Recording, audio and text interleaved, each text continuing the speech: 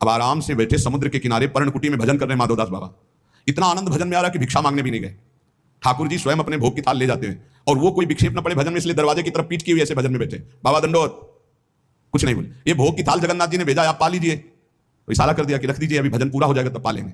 और इशारा कर दिया कि बाद में ले जाना, हम धोके कुटिया के सामने रख देंगे। जब लोग देखा इतना सुंदर प्रसाद, सब प्रसाद पाया, मान धो करके समुद्र से ऐसे कुटिया पे, अब वहां मचा के भोग की थाल गायब हो गई। कौन गायब किया, कैसे?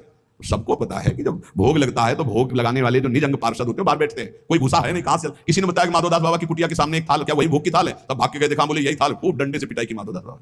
अब आप ये बताओ कि महाराज पहले सुंदर सुंदर भोग पवाते हैं और फिर डंडा चलवाते हैं, इनकी कैसी विचित्र लीला है। फिर किसी ने कहा कि आप ये तो विचार करो, ये तो यहां से जाते ही नहीं है, वहां कैसे पहुंच गए? तब पूछा कि तुम्हारे पास थाल कैसे है? तो बोले मुझे पता नहीं, कोई पीछे से बोला था कि भोग प्रसाद जगन्नाथ जी ने भेजा, तो हमने पा लिया, पाके धोके। फिर उन क्षमा याचना की। अगली रात्रि में बहुत ठंडी से शरीर कांप रहा था, तो अपनी रजाई उड़ा दी।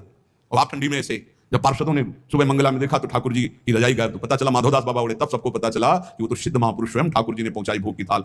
ये काहे को करते रहते? इनकी मौज, इनके खेल है, इनके खेल है, उनके जन है, उनके। अब प्रेमी जन इस बात को समझ पाएंगे, संसारिक आदमी कैसे समझ पाए? ये क्या खेल है? पहले माल चलाते, फिर डंडा पड़वा, तो इनका खेल है। अब अगर तैयार हो इस खेल में तो फिर आओ हरि चरणारविंद की तरफ। सिद्धू का राम जी कहते हैं